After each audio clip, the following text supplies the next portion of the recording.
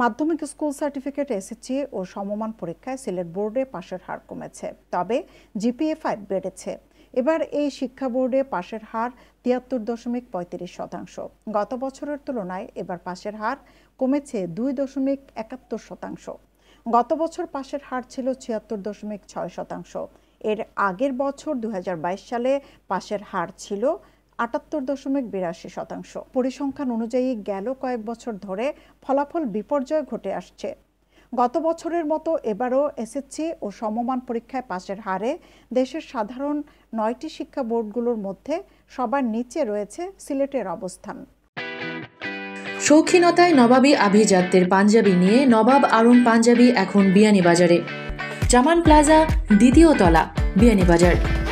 মানসম্মত শিক্ষকদের অভাব কিংবা শিক্ষকদের প্রশিক্ষিত করা হলেও মাঠ পর্যায়ে তদারকির অভাব আর অভিভাবকদের উদাসীনতার ফলে সিলেটে এসএসসি পরীক্ষার ফলাফল বিপর্যয়ের নেপথ্যের কারণ বলে মনে করছেন শিক্ষাবিদরা। মাত্র ২.৫% আছে যারা এই পড়াশোনার লোকে জড়িত আছে, আর বাকিরা কিন্তু পড়াশোনার সাথে জড়িত নাই। সিলেটের আমি মূলত এই কারণ মনে করি। আর আসলে শিক্ষা বিপর্যয়ের, রেজাল্ট বিপর্যয়ের মূল কারণটা হলো আমাদের যে কারিকুলাম, এই কারিকুলামটা শিক্ষকদের কাছে বোধগম্য নয়। শিক্ষকরা ট্রেনিংয়ে যান, ওনারা ট্রেনিং নেন, ওনাদের মধ্যে বলা বলি করেন যে আমরা কি নিয়ে এসেছি আমরাই জানি না।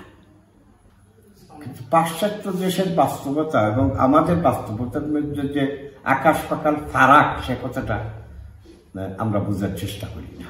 শিক্ষার সাথে সংশ্লিষ্ট তারাও বোঝার চেষ্টা করে না। আসলে এদেশের শিক্ষা ব্যবস্থাকে বুঝতে হলে গ্রামে আসতে হবে। এই উপর থেকে চাপিয়ে দেওয়া শিক্ষা, যারা এই ঢাকায় বসে যদি এই গ্রামের বাস্তবতা চিন্তা করেন তাহলে সঠিক বাস্তবতা চিন্তা করতে পারবেন না। যে একজন ছাত্রকে আমরা ইতিহাস সম্পর্কে ধারণা দিতে চাই, ইংরেজি সম্পর্কে, সাহিত্য সম্পর্কে, ইংরেজি বাংলা সম্পর্কে ধারণা দিতে চাই, ভূগোল সম্পর্কে ধারণা দিতে চাই, রাজনীতি সম্পর্কে ধারণা দিতে চাই, অর্থনীতি সম্পর্কে ধারণা দিতে চাই, মূলত এই যে ধারণা দেওয়া, সে কোনো ধারণাই নিতে পারতেছে না। এখন শুনতেছি পরীক্ষা ব্যবস্থা নাকি একসাথে ৫ ঘন্টা সারাদিনের পরীক্ষা, লিখিত পরীক্ষা থাকবে হয়তো ঘন্টা, ১.৫ ঘন্টা, ২ ঘন্টা, সারাদিন কি করবে সে? এই যে নতুন নতুন নতুন ধারণা জন্ম নিতেছে, এই ধারণাগুলা বিশেষ করে এই সিলেটের ক্ষেত্রে না, সারা দেশের পক্ষে কতটুকু প্রয়োগযোগ্য তা চিন্তা করতে হবে। তবে শিক্ষকরা বলছেন, অভিভাবকদের উদাসীনতা, বিদেশমুখী প্রবণতা ও সামাজিক যোগাযোগ তথা মোবাইল ব্যবহারের প্রতি ঝোঁক বেড়ে যাওয়ায় পড়াশোনা থেকে দূরে সরে যাচ্ছেন শিক্ষার্থীরা। একই সঙ্গে পাবলিক পরীক্ষায় ঢালাওভাবে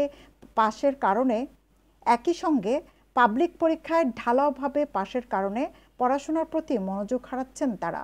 ২০২৪ সালের দাখিল ও এসএসসি পরীক্ষার ফলাফল আরও ভালো করার জন্য যেটুকু প্রয়োজন, এবং আগামীতে ২০২৫ সালে যারা দাখিল পরীক্ষার্থী বা এসএসসি পরীক্ষার্থী তাদেরকে ক্লাসে মনোযোগী হতে হবে। আমরা লক্ষ্য করেছি যে সমস্ত শিক্ষার্থীরা ক্লাসে নিয়মিত উপস্থিত থাকে তারাই ভালো ফলাফল করতেছে।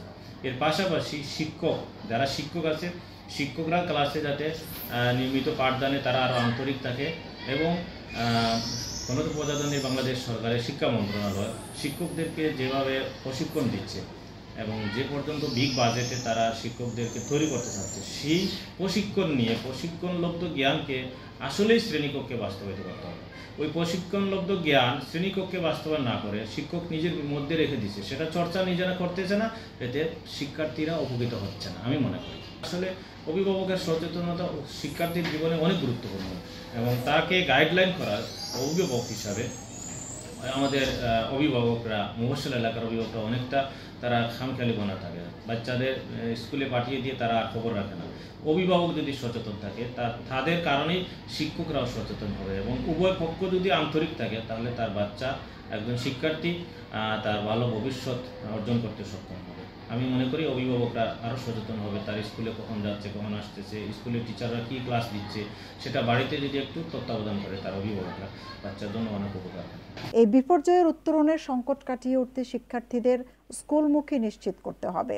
একই সাথে অভিভাবকদের সচেতনতা আর মানসম্মত শিক্ষকদের দিয়ে পাঠদান কার্যক্রম নিশ্চিত করতে হবে। জাতির ভবিষ্যৎ গঠনে যথার্থ সুশিক্ষার প্রয়োজন। এজন্য এসব সংকট সমাধানে শিক্ষক, অভিভাবক আর শিক্ষার্থীদের সম্মিলিত প্রচেষ্টাই মুখ্য ভূমিকা পালন করবে। সৈয়দা আঁখি হক, এবিটিভি।